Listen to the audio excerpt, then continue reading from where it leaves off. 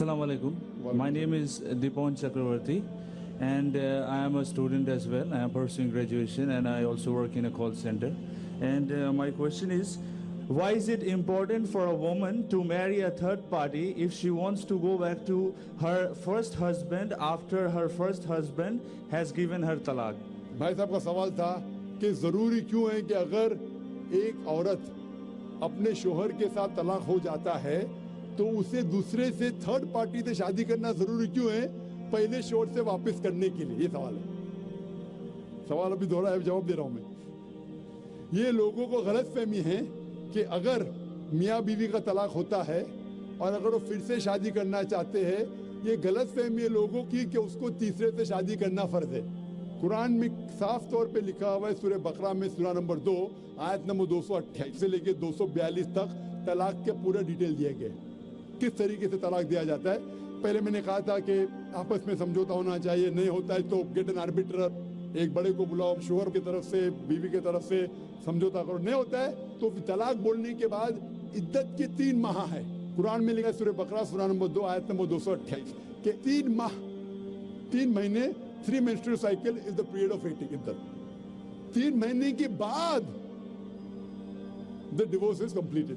लेकिन 3 महीने के दरमियान अगर मियाँ बीवी वापस में रुजू होना चाहते तो हो सकते, तलाक नहीं होता है। लेकिन अगर 3 महीने तक रुजू नहीं होते और अलग हो जाते और 1 साल बाद उन्हें ख्याल आता है अरे हमने गलत किया, हम फिर से शादी करना चाहते, तो कुरान की आयत है सूरह बकरा सूरा नंबर 2 आयत number 232, do not prevent the women from marrying the former husband. आप औरतों को अपने पुराने शोहर से शादी करने से मत रोकिए। तो वो औरत फिर से अपने पहले शोहर से शादी कर सकती है, लेकिन नया निकाह नया मेहर, न्यू मैरिज न्यू मेहर। No no no, what you are saying is a misconception. I come to it. लोग समझते हलाला की जरूरत है, हलाला जैसी कोई चीज कुरान में है नहीं, मैं उसके ऊपर आऊंगा। लेकिन फिर से शादी करने के बाद फिर से इन लोग जिंदगी बसर करते, 3-4 साल बाद फिर से कुछ ना इत्तेफाकी होती है, फिर से तलाक। वही तरीके से समझौता करो, बड़े को लेके आओ, तलाक बोलो, 3 माह रुको, फिर जाओ।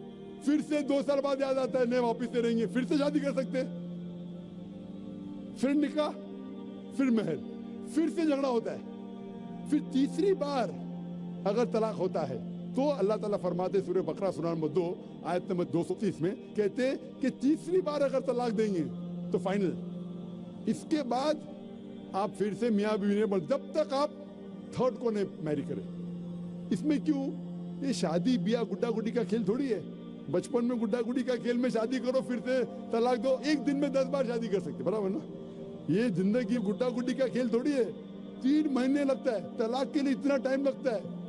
प्राइवेट मीटिंग, फिर बड़े लोग से मीटिंग, फिर 3 माह, फिर जुड़ो प्यार से, एक दूसरे पे कीचड़ में उछालो, फिर शादी करो। मैंने मेरी जिंदगी में किसको भी नहीं देखा जो सही तरीके से तीसरी बार तलाक हुआ, मैं देखा नहीं अभी तक। 1 बार हुआ देखा होगा, 2 बार, तीसरी बार तो देखा ही नहीं मैं।